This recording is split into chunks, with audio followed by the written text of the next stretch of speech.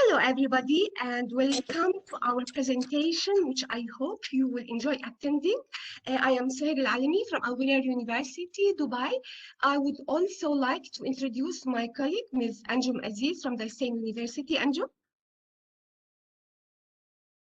Yeah, Anjum Azeez. Okay, as you can see in front of you, everybody, the title of our presentation is Intercultural Exchange Projects in the 21st Century Points to Ponder. I hope that during our presentation, we will be able to discuss the points you can see in front of you. These are communication within EFL contexts.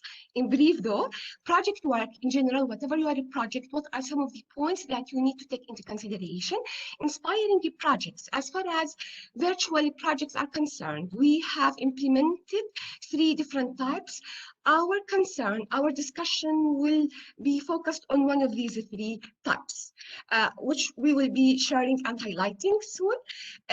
Based on what we have discussed, we will be highlighting and portraying some of the advantages, some of the main advantages, as well as limitations when it comes to applying intercultural exchange project in the EFL classroom.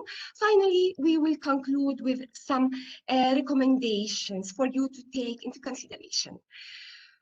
Well, as all of us know, why do we teach English as a foreign language? Mainly to enable students to communicate. Our ultimate goal is to enable our students to use English fluently, appropriately, and accurately. I would like now to talk about communicative competence. It's something which we need to refer to and bear in mind when it comes to making sure that we augment our students' communication skills. What is communicative competence? As you know, communicative competence is comprised of 4 main parts. These are linguistic competence, and here we talk about students' knowledge of language. We can talk about the grammar, syntax, vocabulary, and so on and so forth. Discourse competence, which refers to students' ability to use language in stretches of discourse, whether spoken or written. Strategic competence, which refers to the strategies which students use, or anyone use actually, when he or she finds themselves unable to communicate, they are unable to communicate anymore. What are some of the strategies that they use? Of course, we're not going to talk about that today. We're just talking about communicative competence, the concept of communicative competence in general. And last but not least, we have also what we call sociolinguistic competence. And here we refer to rules of use. We talk about formal language versus informal appropriateness, who's talking to whom, and so on and so forth. This, in brief, very briefly, is what we mean by communicative competence, everybody. And so, some other scholars also add a pragmatic competence. Due to time constraints, I would like to proceed to talk about the 5 C's for effective communication. And this, of course, applies not only to EFL contexts, but also to all contexts, as we see it. As you can see in front of you, the first C is correctness. Of course, when you communicate, you need to make sure that what you say, what you write is all correct. Clarity. The message you are trying to convey has to be clear enough. Conciseness. In today's demanding world, in today's increasingly changing world, people don't have time to keep listening to your background and the stories. If you are fond of stories like me, then maybe people will not be able, people will say, okay, fine, direct to the point. So when it comes to effective communication, be concise, everybody. Completeness. Never miss a point, which is really important, because part of what makes your communication effective is it's being complete, meaning you have conveyed the message you want to convey in full. And last but not least, consideration. What do I mean by this? Here we mean factors such as those of empathy.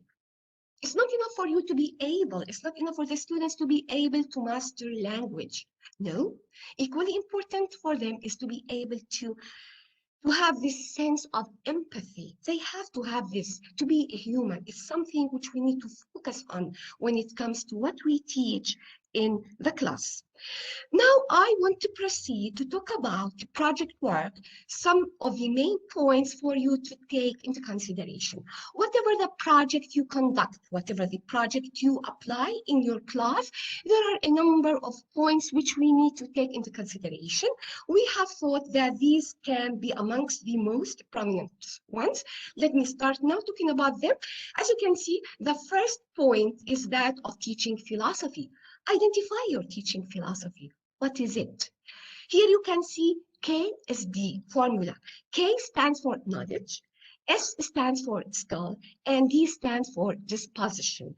When you conduct a project, you need to make sure that you are concerned with these three areas. 4 C's. We language teachers are fond of 4 C's and 6 C's and stuff like that. By 4 C's, we mean university students nowadays have to embrace the 4 C's. What are they? Communication, collaboration, critical thinking, and creativity. So critical thinking, creativity, communication, and collaboration should be emphasized when it comes to project work. Learner-centeredness. Learners should be the center of the teaching learning process, unlike before. Of course, the idea of teachers being the center of the whole process is archaic nowadays. Learning by doing, if you want your students to master what they do to augment their communicative competence, then you need to make sure that the chances for practice are enough, are sufficient. They have to learn by doing. Practice makes perfect. You also need to make sure that you relate your students' knowledge to real life situations, to authentic life situations. Contextualizing learning is actually one of the points which Prof. Ali referred to when he was talking about contextualizing your research during our forum a week ago. Catering for learners' needs. My needs might be different from my friends, my colleagues. So you need to know what exactly your learners' needs are. And here I'll talk about academic needs, maybe professional needs, if you also teach a general course, and so on and so forth. Last but not least, of course, involvement. Your students have to be actively involved. When we talk about involvement, we talk about cognitive involvement, thinking, effective involvement. Your students should love what they do. We always tell them, love it, live it, and live it, love it. And interactive, of course, meaning they need to interact actively with what they do. These are some of the major points that we need to take into consideration when it comes to conducting a project in the EFL classroom. Now, everybody, I would like to proceed to talk about one inspiring project which we have been conducting for almost 2 years now. Actually, the first time was in fall semester 2018, 2019, shortly after I had come back from the USA. Okay, let me now give you an idea about what we do. When I say inspiring a project, I refer to 3 projects which we have conducted. I will not be talking about the 3 projects, of course. I have chosen to talk about one of these 3 projects. It's the virtual exchange project, which has involved my project's partner back in the USA, Dr. Lion, and myself at AGU, and of course, Anjum also has helped in some aspects, in a number of aspects. Thank you, Anjum. So here I want to refer to the participating instructors. It's actually Dr. Lion back in the USA. She works at one of the USA universities in Florida, and we at Al-Alami University. Myself and, of course, my colleague Anjum. The participating students are the students who are doing the course communication skills. It's a general education course, everybody, which we teach. Whatever your major, you have to register for this course, communication skills, which, as the name indicates, will enable you to improve your communication skills by the end of the semester, the concerned semester. Implemented the procedures. What have we been doing? At the very beginning of each academic semester, we tell the students, I mean we here at ASU and our project partner in the USA, we tell our communication skills students that one of the assignments will be the virtual exchange project. What does this assignment require? Well, it requires that our students communicate with their pen pals back in America. How? Of course, not face-to-face, of course, virtual communication, which is what we have been doing since the start of the COVID-19 pandemic. So this is what they do. We assign each student a partner back in the USA. Males working with males, male students with male students, and female students here working with female students back in the USA. What do they do? For how long does it last? Ideally speaking, it should last for the whole semester. However, we have decided to make it only for 6 to 7 weeks per semester. What do the students do? The students, having been assigned their pen pals back in the USA and having been given enough instructions as to what to do and what to avoid doing, students keep emailing their pen pals. During the first week, for example, they introduce themselves. During the second week, they further introduce themselves. During the third week, they talk about different topics which we would recommend. Oh, okay. During the fourth week, again, communication, we give them some suggested topics and they proceed. Of course, to make them take it seriously, this project, this assignment is allotted 5%.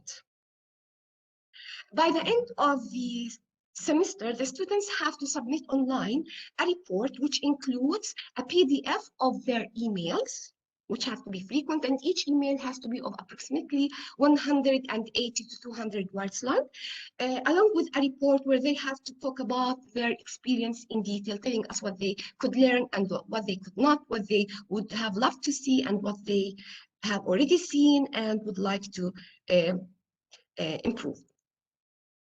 Why intercultural exchange projects? Very briefly, communicative competence, because of course it will augment their communicative competence. Intercultural communication, this is very important. The world has become a globalized town. The world has become a town. Here we talk about globalization. So yes, this is very important for them because throughout their exchanges, they will get to know of the other people's cultures. Interpersonal skills, we want them to be social. Time management skills, because they are given a timeline during which they have to email, to respond, and so on and so forth. IT skills, online skills, clear. Critical thinking skills, because the students here have to read something of interest to tell their impact of.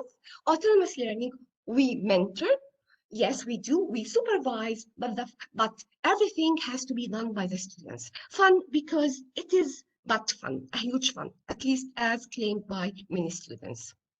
What are some of the limitations? In brief, time differences. As all of you know, in the summer, you are talking about a time difference of 8 hours, in the winter of 9 hours. Sometimes I'm a pen pal here, and I'm expecting my pen pal in America to respond immediately. So sometimes emails might not be sent immediately, which might be slightly frustrating, especially if the students are having different things, technology-related issues, poor internet connection and stuff like that, different backgrounds. Sometimes when we communicate with people whose background is different, sometimes, especially if you are talking about young students, yeah, I know they are university students, still relatively young, it might hinder the process of communication, especially in the case of shy students. Course requirements, of course, our course requirements here at AGU are different from the course requirements back in the USA. Our course requirements are different from the course requirements maybe at a university like the UAE University, for example. So here we have to still amend and modify and accept that. However, the word impossible does not exist and should never ever exist in our dictionary. So we try to always shed light on what it is that will hinder the process of growth and sustainability. Reflections. Here, as you can see in front of you, a lot can be said about intercultural exchange project. Due to time constraints, I would like to only highlight two. These are employability skills. If you want your students to join the job market, you want them to be confident enough, you want them to have already mastered language, you want their communication skills to be up to the standard in today's demanding world, if you want them to be open-minded, tolerant of others' differences, and ready to always learn and manage their time and think critically, then you are talking about intercultural exchange projects because they do have a significant role when it comes to employability skills. Of course, life skills are also there because you are talking about tolerance, you're talking about sharing, caring, accepting others, learning how to deal with different situations, and so on and so forth. I would love to talk about this, but of course, due to time constraints, I just want to conclude. As you may have already realized, intercultural exchange project work is an art of translating our vision into reality. For intercultural exchange projects to be function effectively, they have to be integrated. And when I say integrated, I mean here you are talking about integration of skills, you are talking about integration of a number of essential factors, up to date, because you want to use up-to-date IT facilities and stuff like that. Targeted driven, you know what your target is and try to attain it. And finally, goal oriented. Thank you, everybody. If you are interested in knowing more about this project, we are more than happy to share.